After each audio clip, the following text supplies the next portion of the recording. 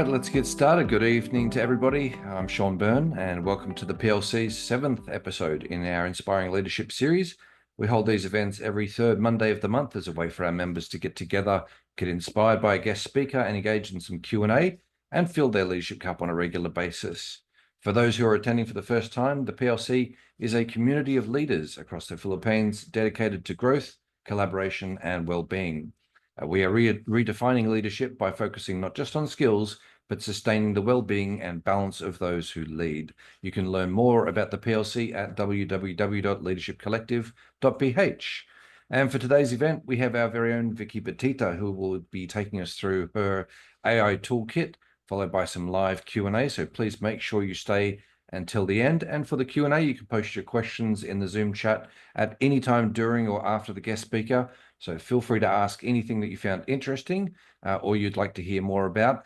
If you're shy, you can always message one of the coordinators directly. And also feel free to use the chat to comment and build on what our speaker is saying, share links or any other information, and share ideas as well. So to get started, let me formally introduce our guest speaker today. I think many of you know her anyway, Vicky Betita. Vicky is a corporate strategist and a consultant with over 30 years of experience in finance, strategy, and business transformation. And she is also a founding member of the Philippine AI Business Association. And she loves to experiment with AI tools to simplify thinking and life. So let's pay attention, give Vicky all of our focus for tonight as she shares her AI Leaders Starter Pack. Over to you, Vicky. Hi, good evening. Evening, everyone. Sean, I'm not seeing any of the chats, so if it's okay, you'll just let me know if anyone's responding, right? No problem. Okay, so I'm sharing my screen. Hold on. So we can get started. Does everyone see the screen all right? Yep, all good. Okay, good. I hope is there anything else blocking the view because I'm sharing my entire screen, so. Nope, everything's clear. Okay, good, good. All right. So let me just start by saying I'm not a techie. Um, I actually am sort of supporting the use of AI at work, more of a passion and a cause because I think that there's so many things we can get out of it. Um, I'm very practical with respect to the use of it. So what I'd like to share with you are a couple of tools, maybe 3 tools that I use every day.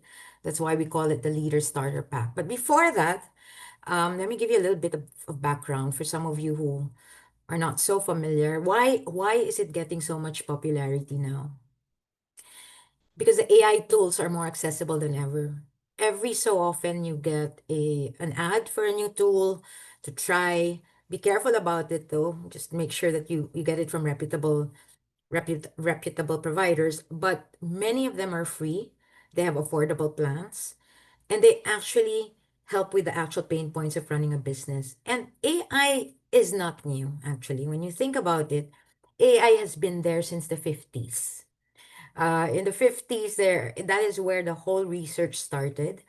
And then sometime in the 70s or 80s, the whole machine learning started to get a little bit of traction. But it was when the deep learning revolution during the 2010 that actually transformed AI to its present day. Why? Because deep learning now allowed us to actually start to use natural language and speaking to AI. And it has become part of our everyday life already. So it becomes reachable. Whereas before, AI would be something that would sort of use your data. This time around, you are actually using AI. So AI's future is very bright. It's been made accessible through these years. So with generative AI, it's actually coming into a lot of popularity now. So in the global context across the world, 75% of companies now use generative AI globally. Okay, they have encouraged the use of generative AI across the organization, either by using Microsoft or Google. Okay. Um, it's not just a tech upgrade, it's actually a business enabler. It's your extra pair of hands, eyes, and sometimes I'll show you later the tool I call my second brain. So it can actually be your second brain as well. Okay. In the Philippines, 70% of Philippine CEOs say their businesses won't be viable in 10 years. if they don't transform digitally. 30%, 36% of Filipino workers, according to an IMF study, are highly exposed to AI transformation. Not so much as a threat, but their jobs are exposed to artificial intelligence. 88% of Philippine CEOs plan to incorporate AI into their business processes. This was from a PwC 2025 Global CEO survey. And in terms of business opportunity, Philippine businesses could actually generate 2.8 trillion in economic benefits by 2030 through adoption of AI-powered products. So it's here to stay. Okay. Um, we still have a few, and I hope none here because you're actually calling in. A lot of people still think it's a hype. If people recall in 1995, the hype was the internet. In fact, there were some articles saying it's just a passing fad and all that. By the late 1990s, those who were paying attention perceived the internet as a 20-foot tidal wave coming. Okay. And you see internet now, you just can't live without it. Everything is there. I remember there was even a time when there was a rumor that internet was being used to spy on us.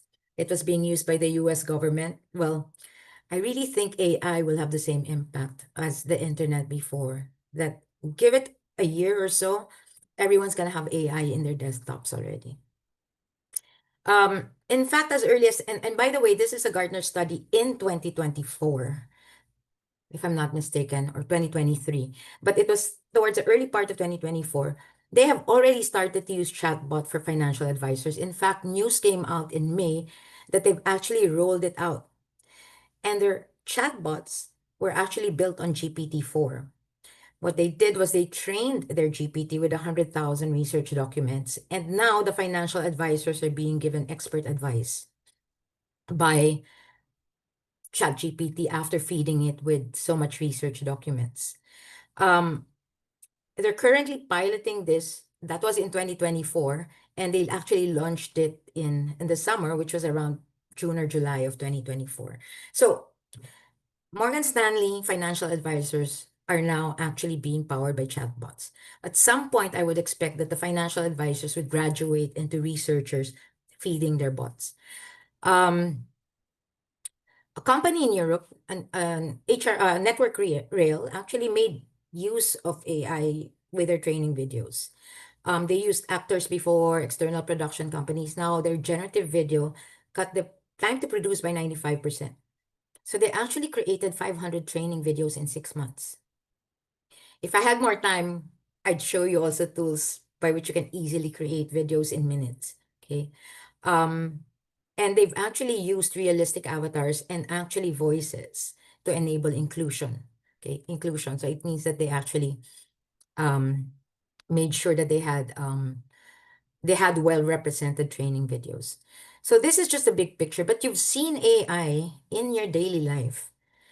When Siri, Alexa, and Google Assistant came out, these are all AI. Okay, they use we actually use natural language processing. Okay, recommendations when you watch Netflix, Spotify, things that come out in your stream and actually recommending you to watch certain things is really studying your behavior and using deep learning and artificial intelligence to recommend. I recall before that when people would actually buy with their credit cards, you would have to call the bank each and every transaction. With AI, the fraud detection has come to a point where they're able to detect only potentially fraudulent activity and you only get a call for something that they could potentially suspect as fraudulent. You don't need to have verification each transaction. And of course, everyone's familiar with spam filtering. That's all AI. Okay. So it's there. You see it in your daily life. Now, how do we, so you see AI actually happening in the background. This time around with generative AI, you can actually have AI right in front of you and you actually control AI.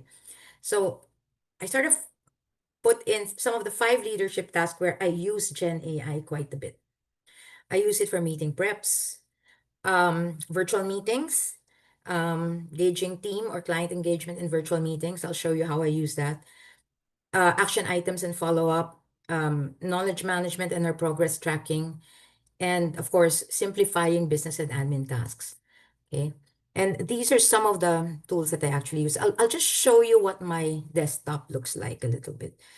Hold on. If I can just um, show you. This is, can you see? This is what my desktop looks like. You can see all types of AI tools running. And that's the first thing I do. When I want to produce something, I go through my notes in AI and start with that. Okay. So I'm an extensive experimenter. So I'll share a couple of tools with you. So in these 5 leadership tasks on meeting prep, um, I'll show you a little bit when it comes to research and designing meetings, or even just, looking at what are the things I need to note down before a meeting. I actually have a go-to tool, which is ChatGPT. Okay. I'd like to know how many of you are using ChatGPT now. If you can sort of put a one in the chat.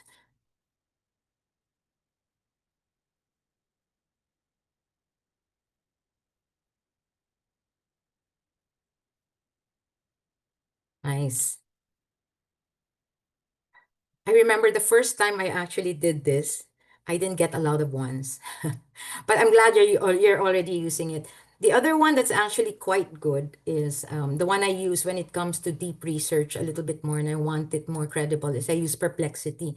You should try it. It operates exactly like ChatGPT, but I use it more for research. So, couple of things. So what I'd like you people actually use ChatGPT for a variety of things, but I always remember to use a proper prompting. You hear sessions on prompt engineering. Uh, this isn't prompt engineering. Okay. This is just my 5 ingredients of an effective prompt. So I always craft a prompt. And every time I do prompting, I look at the character, I identify who is performing the task, the reason or the context of the situation, what I want ChatGPT to do, the form I want it to do it in. I want it in a letter, in a research paper, presentation, and the tone I want. People usually forget the tone. Sometimes you can train your GPT to actually create a certain tone. Sometimes you want it more casual, you want it more um, professional. Um, so let me demo how I use ChatGPT for meeting preparation. And this is really just a situation, a hypothetical situation. So some of you are familiar with this. This actually happened to us. A core supplier's factory caught fire last night. Critical components for next month's product launch are now delayed. So the COO called for a 60-minute virtual war room with ops, procurement, finance, sales, and comms to decide what's the immediate customer impact, what are the workaround options, and who owns each action. Okay. So what I do is I won't just walk into a meeting and wait for everyone. I start to prepare and think through this. So how do I prepare for this? So just maybe going through my GPT, okay?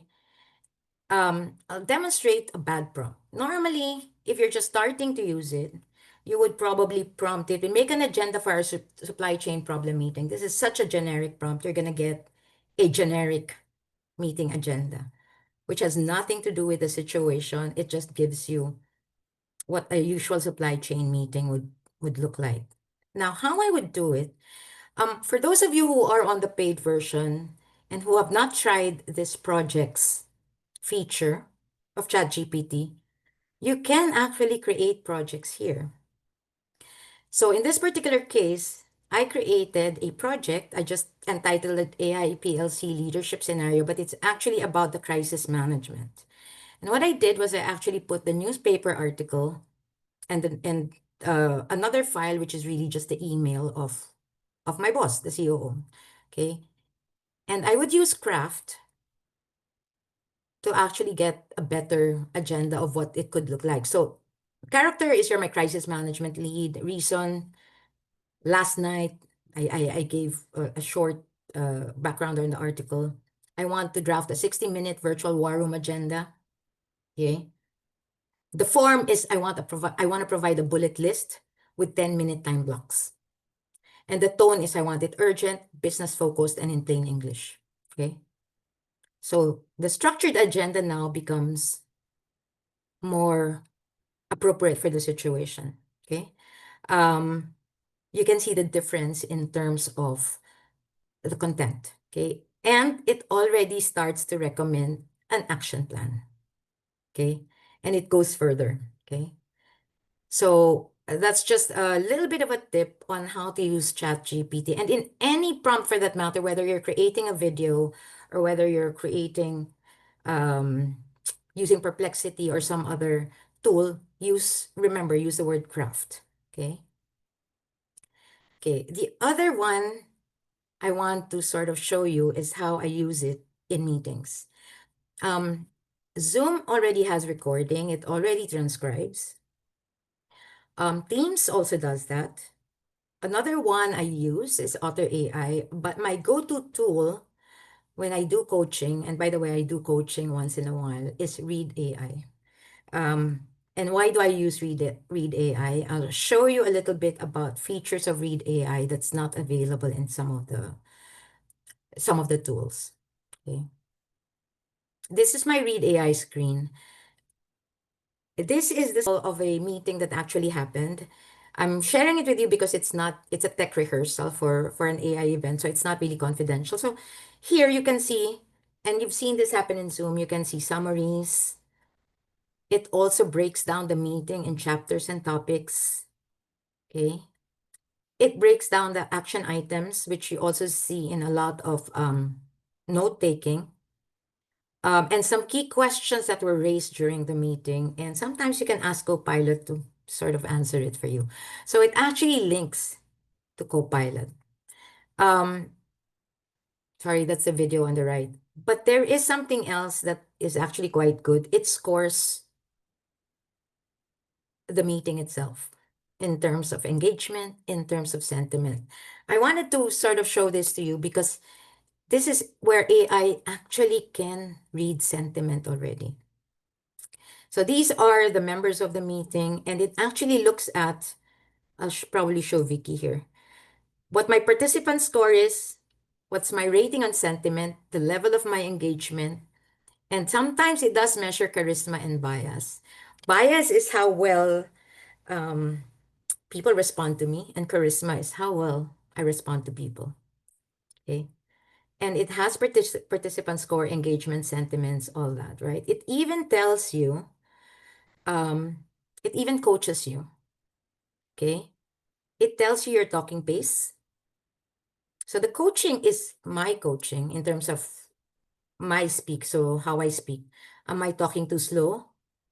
So it's saying here, I'm a little slow when I was talking. It also tells me my speed throughout. It talks about inclusion.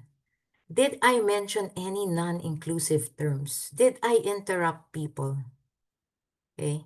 And these are the three questions I asked during the meeting. See, my sentiment score, my charisma and bias score is a little bit lower than most. So I wasn't probably paying that much attention during this meeting. So a little bit more advanced than just recording. You can actually do this. But remember, every time you record, you ask permission. Okay? All right. So that's Read AI. I use that for capturing notes. The third tool I'm going to show you, and if we have time, I'm going to go through a fourth tool. This is going to be fast, Sean. I'm going really fast so I can get questions. So the third tool I'm going to show you is my second brain. And the Notebook LM. How many of you have actually tried Notebook LM? Press 1 if you have. Yes, yes. Charles, Sean? Okay, so I'm gonna try to wow you with this, but this is actually one of my favorites, and my daughter actually uses this as well in college. Okay. So Notebook LM is what I use for documentation and tracking. So I'll just go back a little bit to this, going back to the example of the Delta Tech fire crisis response team. Okay. Um, Before I go to that, this is Notebook LM. Um, these are all my notes in just about every training and meeting that I go to. This is my notebook. So all my recordings, all my Notes transformed into PDF files are recorded here. Okay. Um, and it goes back to my 2023-2024 notes. Okay. So what does it do? You can actually upload all your sources here. In this case, this fire crisis response meeting, I uploaded the meeting minutes, the news article on the factory file, and a simulated transcript of a meeting. Okay. Assuming I did it in Read AI. Okay. And I can actually ask any question on any of these materials without having to go through these materials. So what is the scope and immediate impact of the Delta Tech fire? Okay. And it will go through all the materials and actually answer that question for you. ChatGPT also, you can do that when you're on the paid version and you're actually using projects. But in my experience, Notebook LM, which is a Google product, actually reads through the material. Sometimes ChatGPT misses out on the materials. That's why I call this my second brain. You won't believe it. I really believe it reads everything. Because for every answer, it actually identifies where it was sourced in the materials. Okay. So this is sort of the summary of it. Okay. And you can ask it any question. When did it happen? Right? What were the actions taken? Who led the crisis response meeting? Um, this is hypothetical, by the way. Led by Sarah Reyes. I hope there's no Sarah Reyes here. Also, Notebook actually has a new feature. You can actually make it do research now. This is a new feature where you can actually ask it to look for things. Like, for instance, other similar news. And what it does, it actually researches all the other sources. There you go. Right? So you can now import those sources and add it to your notes. Okay? And what you can do is once you've actually made the query, you can save your queries here as extra notes. Right? And you can actually convert that into, again, a source. Right? So this is why, I call it my second brain. Everything and anything that I have, it's in my Notebook LM. Now, a cool feature is you can actually review using a podcast. So Notebook LM actually creates a podcast of whatever material you have here. Hold on. So let me just share this with you. Welcome to the deep dive. Today, we're diving straight into, well, a pretty high stakes situation. How a major company responds when its supply chain just hits a brick wall. Yeah, specifically, we're going inside the immediate reaction to a significant factory fire. Yeah. This one was at Delta Tech's Batangas plant, Yeah. a really critical link for some big tech products. Exactly. And we've got a really interesting set of documents here. Internal crisis meeting minutes. There's a news report about the fire itself. So there. So what actually, the reason why my daughter uses this is she actually reviews her notes together with the podcast. It helps for retention.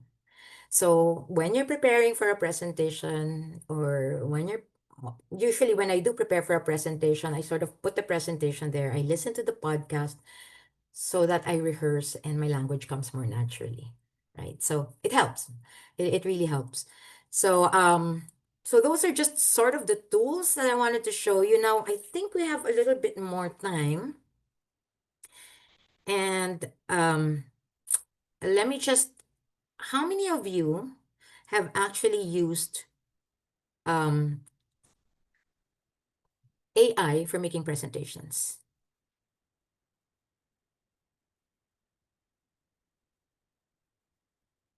If you can type one. Yes. Yes.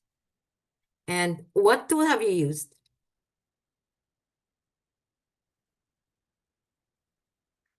You can type your tool.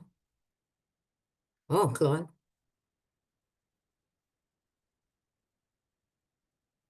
Okay, so you could actually use, if you're a PowerPoint person, you can actually use PowerPoint to do it. Let me just show you.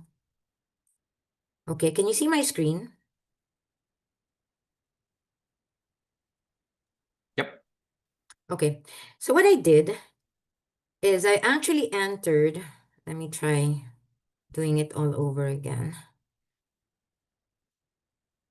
If you're using GPT, there's a GPT add-on to PowerPoint, and there's also Copilot. Copilot makes good presentations as well. Only that it's still growing in terms of its expertise and the features. But let's talk about this add-on that you can easily get if you're subscribed to GPT. So I can create a presentation from text, okay, and try to paste, hold on, try to paste perhaps the meeting minutes. There you go. Of the Delta situation, okay?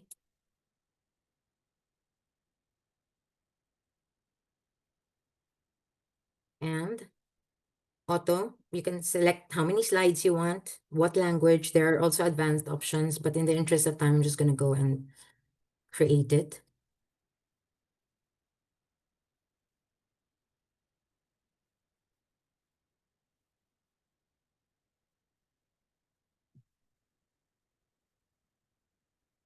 Hmm. Is it my Wi-Fi? There you go. So it creates a presentation outline. Okay. You either agree to it or don't agree to it, or if you just go ahead, pick a color scheme, and then it starts to generate. And maybe in about 3 to 4 minutes, it already has the slides for you. Okay. Actually, just 2 minutes, you probably will have it already. All right. So while we're waiting on that, does anybody have anything to share in terms of the tools they actually use for the rest? If you can just share it in chat. Those who actually use it, you might want to give the teams alternatives to ChatGPT, alternatives to Notebook LM, and some of your best tools for creating slides. Type in chat.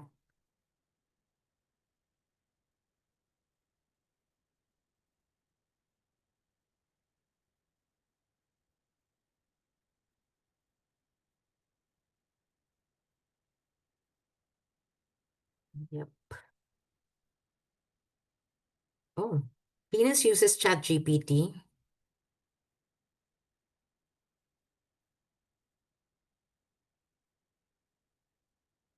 Oh, Gamma, yes, I've used Gamma as well. Canva actually is quite good, but it's very difficult to use Canva for people who are PowerPoint users because you're seeing it being produced, right? In front of you. Can you see the screen? Yep. Yeah. There. So literally in minutes. The interesting part is it tries to put relevant pictures in. There you go. Even the pictures are actually quite interesting. So it's read through the material. Okay. So there. So try it. You might, sometimes when you need a little bit of a boost there, but for people who are actually using AI quite a bit, you know what, when slides are AI generated by now. Now, I'll spotlight on two tools I use to actually check on my work. Okay. How many of you have used Quillbot or just done? Type 1 in the chat.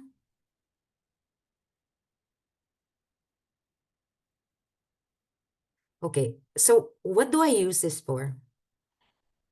Quillbot and Just Done actually checks how much AI you use in your content. I'm not going to demo it anymore, but it has an AI content detector. Now, not that it's bad for you to use AI. it tells you how much of it is AI assisted, how much of it is AI generated. There's really absolutely nothing wrong if you have a high amount of AI assisted or AI content, but in certain instances, you might want to sort of give yourself a bit of a threshold just so that to make sure that you don't really overuse it. Interestingly, these guys are smart. Just as you have an AI content detector, you also have an AI text humanizer. So you can actually humanize AI text, right? So these guys are just, coming up with all sorts of tools as well. What I like about this also is you're worried about the accuracy of ChatGPT. There's a fact checker here. And you can also check plagiarism. So these are just some of the tools that you want to sort of do quality control on your AI generated output. Okay, so um, here are just some of the fine prints. What AI can and cannot do. It's not a replacement for human judgment. Okay.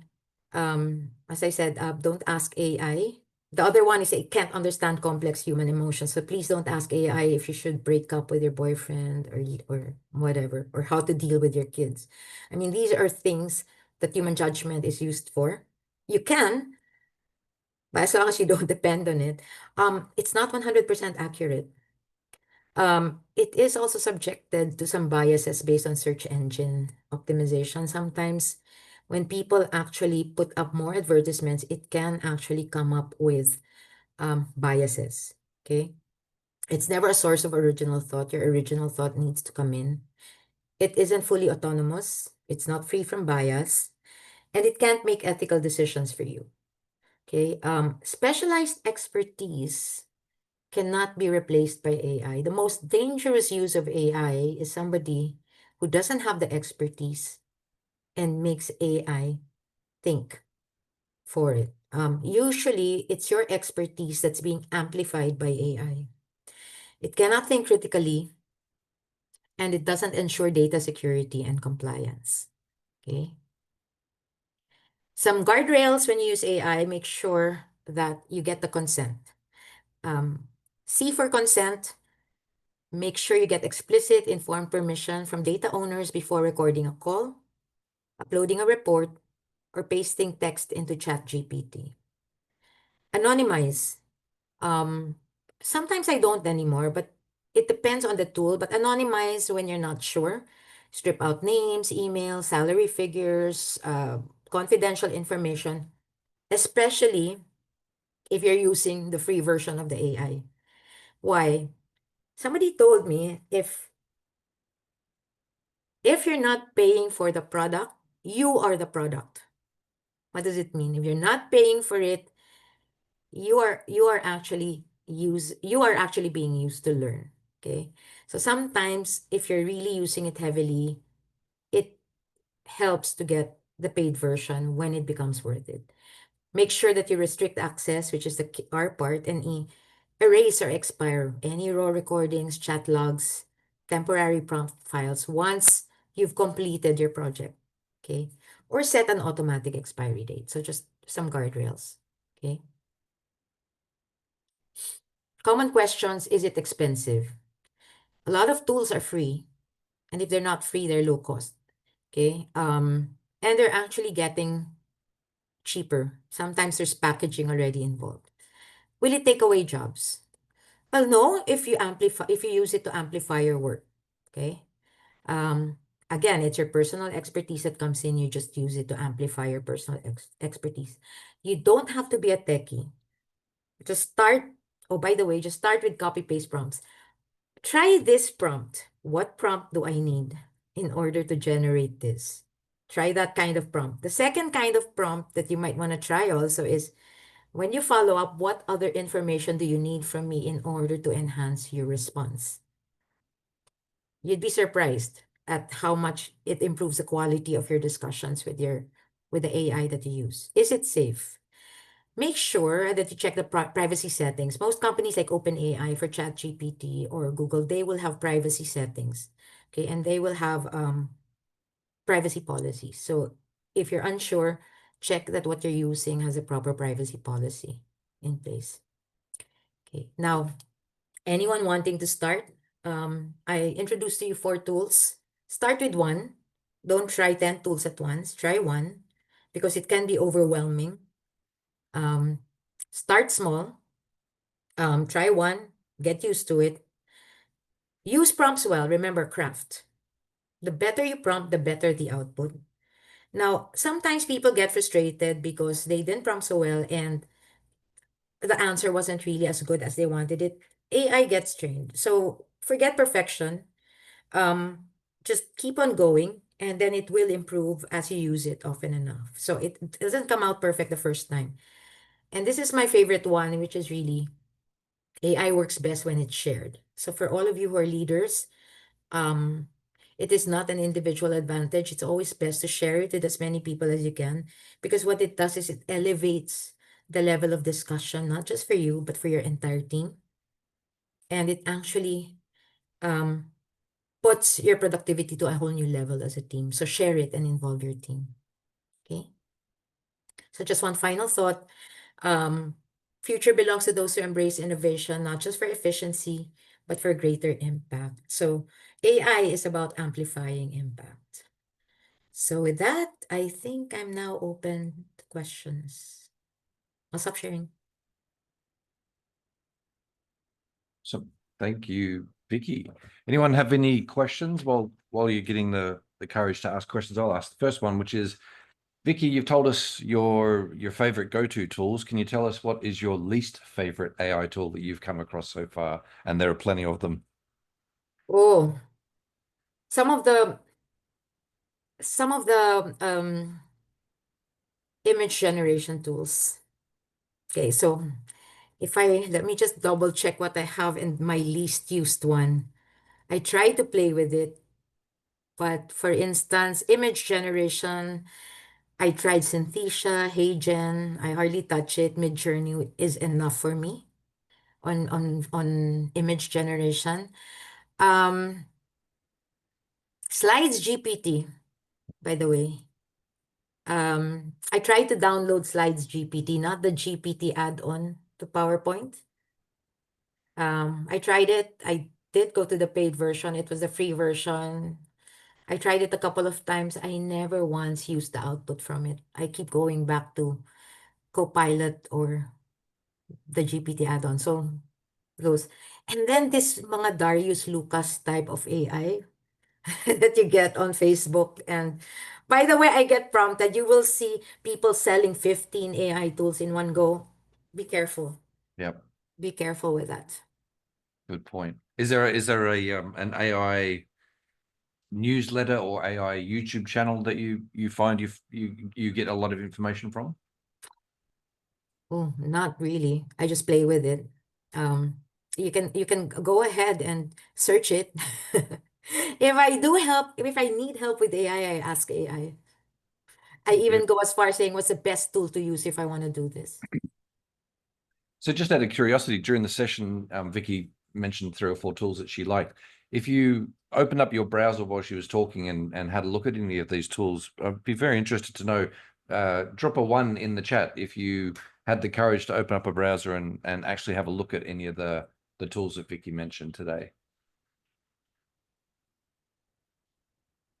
Oh, Charles. Thank you, Charles. That's good.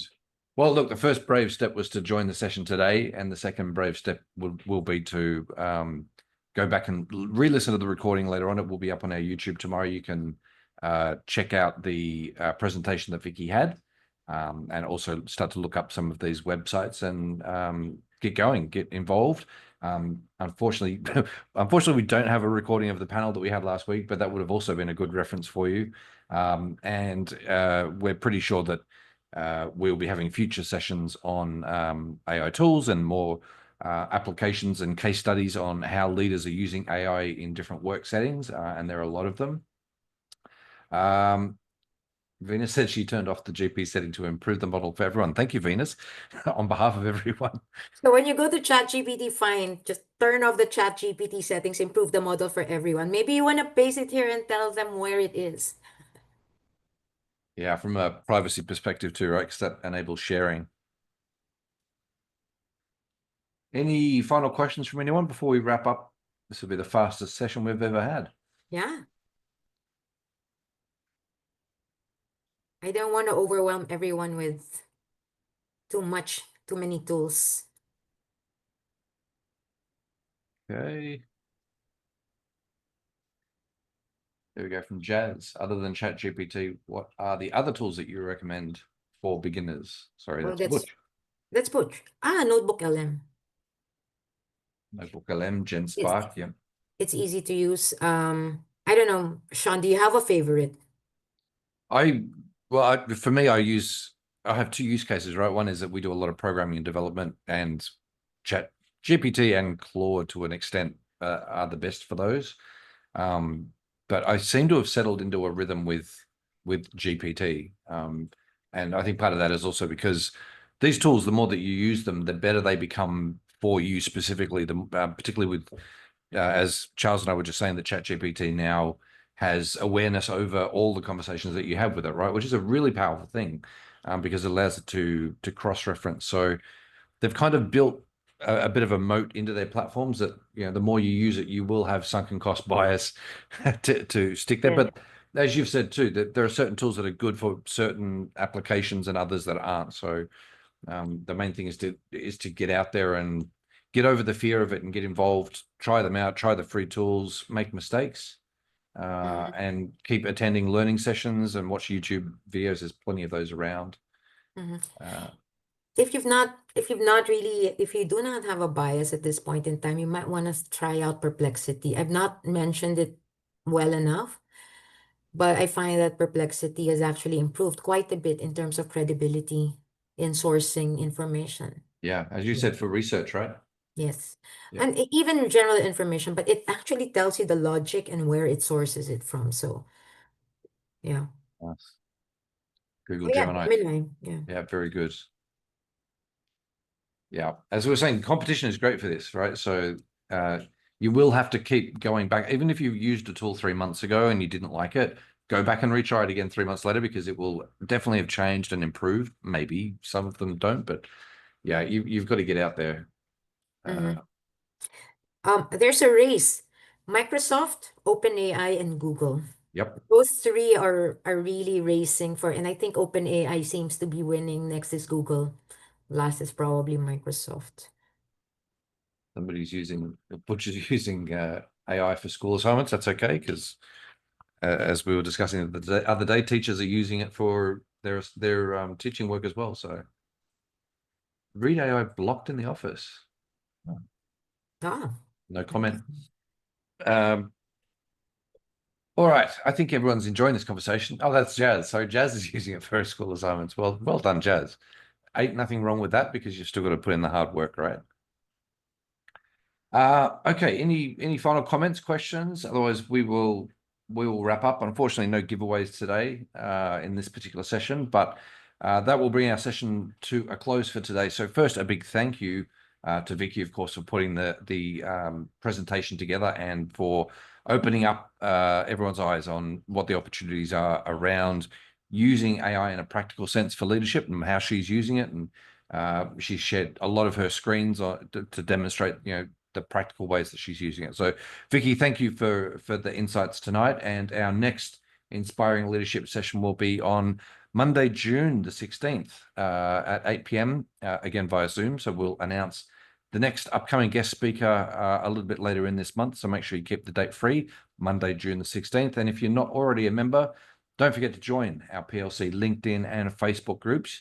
Visit our website, leadershipcollective.ph, to learn more about what we're doing. And of course, a big thank you to everyone who joined us tonight and took the time to fill their leadership cup. We hope you had fun and found some inspiration from the session. And we look forward to seeing you all at our next event. So good night from me and good night from Vicky. start using. Good night, everyone. Good night.